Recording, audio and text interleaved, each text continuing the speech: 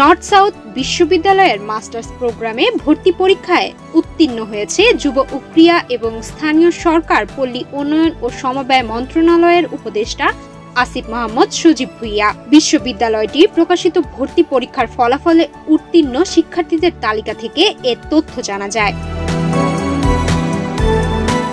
এর আগে গত 25 এপ্রিল নর্থ সাউথ বিশ্ববিদ্যালয়টির school and humanity and social সায়েন্সের অধীনে executive masters in policy and governance প্রোগ্রামের সামার সেশন 2025-এর ভর্তি পরীক্ষায় অংশ নিয়েছিলেন উপদেষ্টা আসিফ মাহমুদ।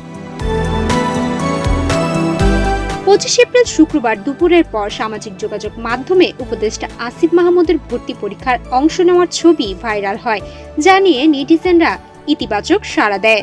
এদিন বিকেলেই বিশ্ববিদ্যালয়টির executive master in policy and government প্রোগ্রামটির পরিচালক অধ্যাপক ডক্টর মোহাম্মদ আমিনুল ইসলাম উপদেষ্টা আসিফ মাহমুদের ভর্তি পরীক্ষা দেওয়ার বিষয়টি নিশ্চিত করেন। নর্থ সাউথ বিশ্ববিদ্যালয়ের সেন্টার ফর গভর্নেন্স স্টাডিজ পরিচালিত executive masters in policy and governance প্রোগ্রামটি বিশেষায়িত মাস্টার প্রোগ্রাম, যা নীতি নির্ধারক, প্রশাসনিক কর্মকর্তা, উন্নয়নশীল কর্ম ও গবেষকদের জন্য প্রস্তুত করা হয়েছে। এই প্রোগ্রামের মাধ্যমে পাবলিক পলিসি, প্রশাসনিক দক্ষতা, নেতৃত্ব ও সুশাসন বিষয়ক সমন্বিত জ্ঞান প্রদান করা হয়।